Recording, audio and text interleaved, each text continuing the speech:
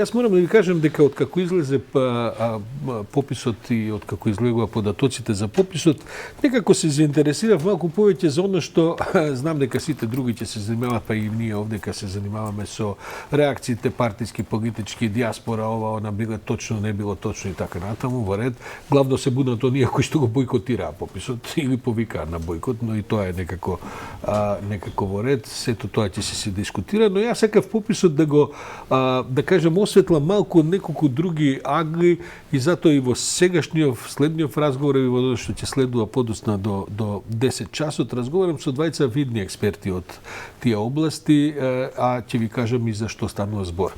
Велам добро утро за Ана Павловска Данева, професор на правниот факултет во Скопје, експерт за административно право, наш долгогодишен експерт кој што кога и да се разговарало за некакви закони кои што третираат државна администрација и други проекти, вие сте имале да кажем став или ангажман околу тие работи и така натаму.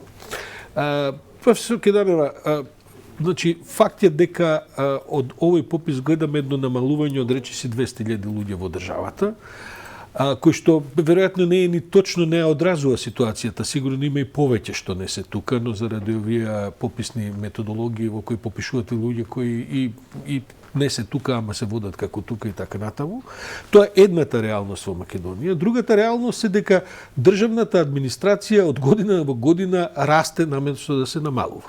Јас ги гледав некои податоци, вие ги имате во глава и така натаму, значи веројатно во последните 15 на 20 години само расте откако е СДСМ дојден на власт, значи во последниве 4-5 години е за 3-4 порасното наместо очекувањата на јавноста дека тоа би се намалувало. Сега е државната администрација, вие ќе објасните што се спаѓа во тоа, е негдека вкупната цифра е околу 131.000, 132.088, ја го имам тој податок за прошлата година. Паралелно со тоа, ако во 2017 биле одвојувани по 430 милиони евра за плати, сега е таа сума стигната до 514 милиони. Значи, тоа се значајни стотина милиони повеќе. Како вие коментирате оваа ситуација? Па, добро, не мора да е човек некој голем експерт во областа, за да јасно ни е на сите, кои ја следиме состојбава.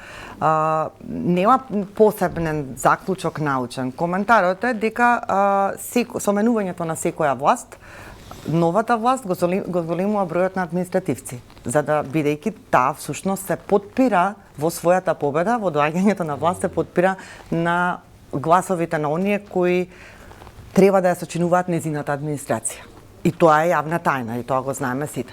Инаку потполно сте во право, да, бројката од која сега пописот ни ја покажува за иселени најверојатно не е точна, туку е поголема. Тргнувам од себе, јас мојот син го попишав, кој 6 години не живее во државава, го попишав кај нас бидејќи не се попишал електронски во рокот кој беше за попишување и претпоставувам не прашав, меѓутоа тој е влезен во оној број на неиселени како да е дома бидејќи со таа адреса е попишан кај нас. И такви има безброј случаи. Да, логично е вашето прашање дека со иселување, особено на вака поголем број на луѓе во периодот, до душе и голем период од 20 години, дека треба тоа да биде еден од показателите како да ја креираме администрацијата. Не главен, не единствен, ретко која држава воопшто тргнува, ние немаме ни во теоријата дека на толку и толку жители, граѓани на една држава треба да имаме толку и толку административци. Тоа не е ниту еден од единствените критериуми, но се разбира дека мора да се води сметка. Проста е логиката. Што помалку граѓани имаме во нашава држава, толку помалку се услуги нудиме како држава. А ако нудиме намалувањата се од 2 милиони, веројатно 10 на 15% помалку. Така. А ваму имаме 10 на 15% повеќе. Значи се 30%. Контрадикторно е реалноста со потребите.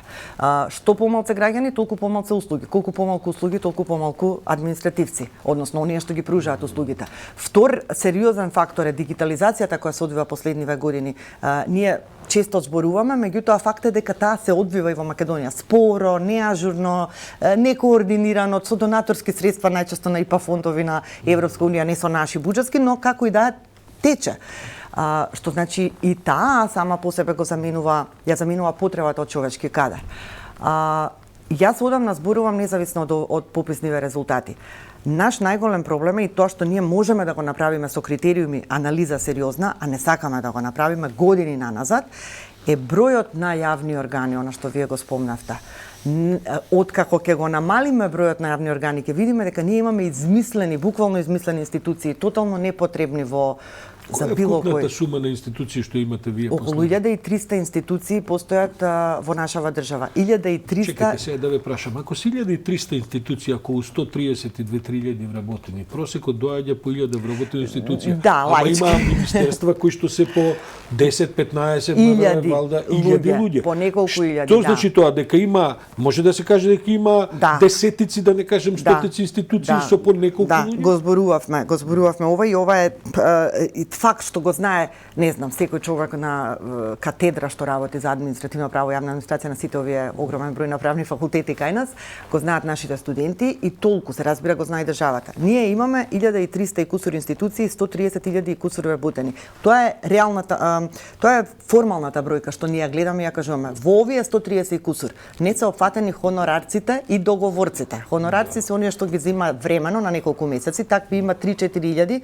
тие може да ги најдеме на сајтот на МИО, ама не се влезени во оваа бројка. А има, богами, огромен број на луѓе кои со години работат со договор на дело. Тие не се опфатени. Дека се негде околу 150.000 администрации кои ќе се тоа сакам да ви кажам. И тоа се станува одеднаш. И повеќе, јас би рекла. И тоа станува одеднаш, како да кажам, јас ги правам споредите понекогаш со Словенија. Во Словенија се десетици проценти помалку, а да не говориме се за ефикасноста на услугите, ајде да речеме. Сега, од ова што вие го започнавте како анализа, се докажува дека ние имаме огромен број на институции со исклучително мал број на вработени. Односно ние имаме повеќе од 20 институции во државава, јас искрено не знам ни да ги изговорам, бидејќи тотално се беззначајни за освен националните културни домови, установи, тоа е од национално значење, културно и така, кои имаат во себе вработено помалку од 5 луѓе. Ние имаме агенција ли е, комисија ли е, не ме фаќате за збор за домување, која има еден вработен, а ако е комисија, и еден директор. Таа агенција издава лиценци за домарите кои се задолжителни да постојат во зградите. Тоа е по ној закон што беше пред 10 години. Пазите колку е тоа осмислено пред 10 години во таа влада. Ке мора да има луѓе што ќе бидат домари, тоа значи ќе вработиме, луѓе ќе земаат по некоја паричка, ама тие ќе мора да купат лиценци, а за да купат лиценци ќе направиме нов орган и тој нов орган за да може меѓу другото и домарите партиски и сите ќе бидат партиски, така. За жал, новата влада не вети ниту еднаш во предизбори дека ќе го намали бројот на административците. Напротив, Заев збореше дека да не се секирате, нема да ве отпуштам, ќе примиме нови. Така е. И сега треба некој конечно јавно да искочи и да излезе и да и каже на јавноста дека ние повеќе нема да вработуваме. Не дека ќе отпуштаме, нема да вработуваме кадар во јавна администрација. И дека сите оние кои доаѓаат да гласаат за мене и да не поддржуваат, ќе се определат, ќе мора да се определат идеолошки за мојата опција, а не затоа што ќе бидат вработени. Инаку Словенија спомнавте, сакам да ви кажам нивниот. Какви се некакви споредби веројатно имате, сега не може да биде секогаш точни и адекватни, ама имаме екстреми како клучна врата, све се брка. Се сеќавате Естонија или Латвија, па сега ајде од почеток ново. Не мислам дека е тоа добра опција за нас, од многу причини. Ние имаме спој на БДНТР, вработување по клуч, позитивна дискриминација и така натаму. Словенија, например, во времето кога се одвојуваше од Југославија, тоа баш некои го зборувавме на катедрата наша, виде дека е пренатрупана администрацијата и дека сака да биде европска држава која ќе работи со мала ефикасна администрација. Власта и опозицијата се договорија дека на долг рок следните 10 или 15 години нема да се вработува во јавниот сектор. Како се договор јавен пред сите, пред граѓаните, дека било кој да биде на власти, нормално дека се изменува властите у 15 години. Нема да има вработување. Значи на гласачите им праќам порака. Ако ме гласате за друго, ќе ме гласате, не за вработување.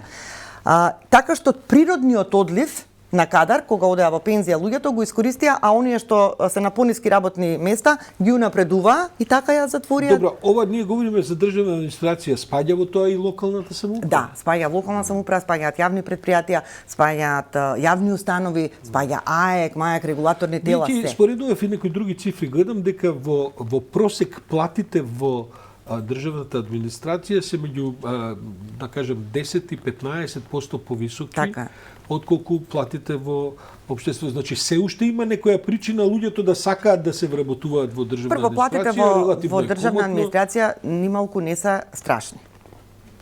Многу се окей.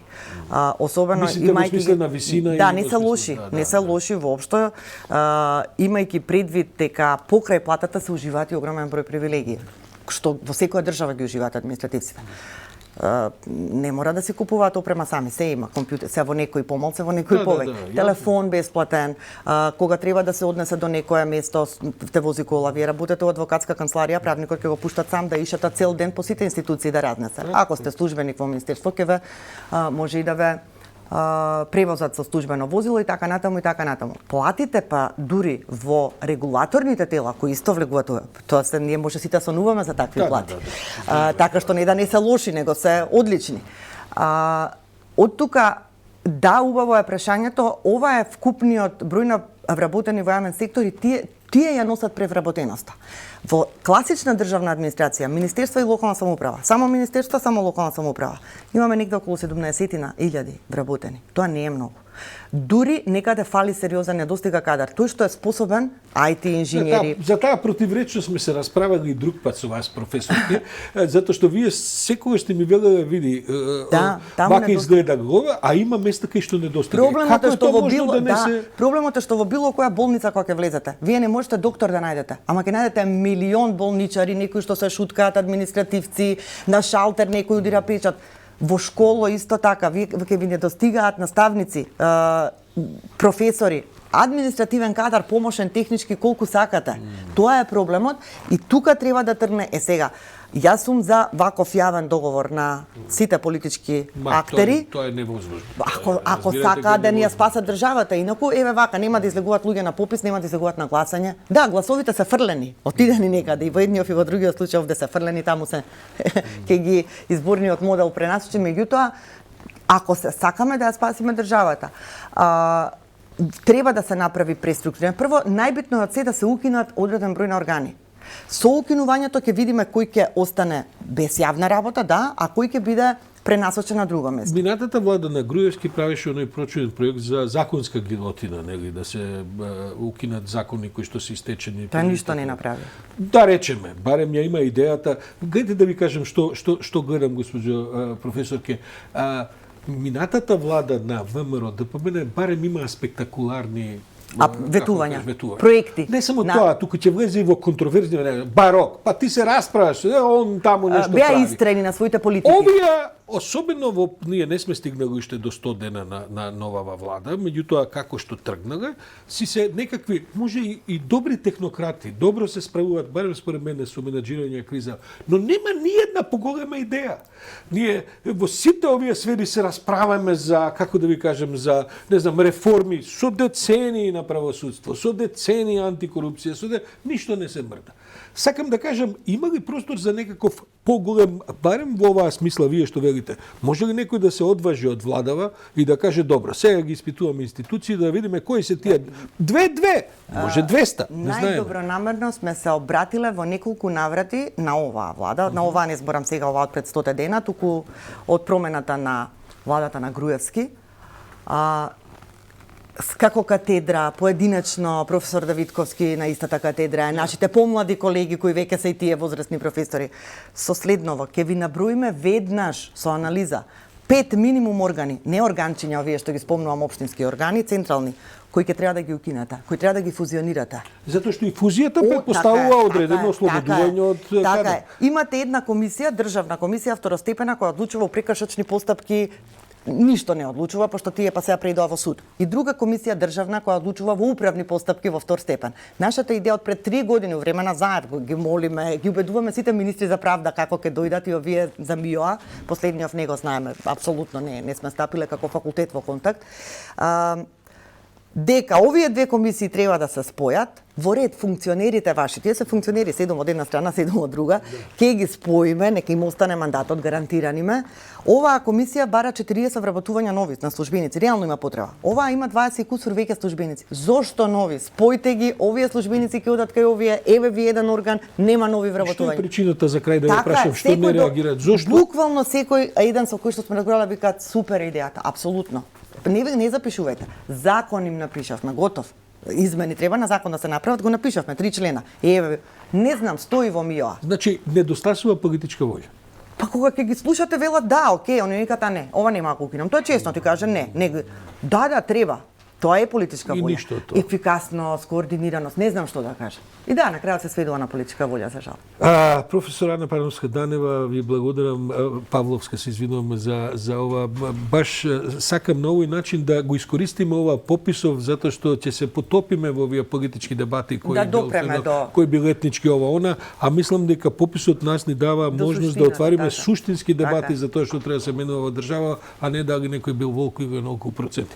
Благодарам уште еднаш. Јас и со вашиот колега, нашиот колега со Петар Атанасов ќе разговарам за пописните резултати и образованието какви се за 10 на 15 минути, но пред мене овдека ќе седне мојот колега Чаловски, повторната тема за пописот со својот гостин кој сигурен сум дека ќе има аргументи да каже зошто тој е претседателот на партијата на македонците во Србија, зошто не се задоволни од пописните резултати. Мала пауза, се враќаме веднаш во студиото.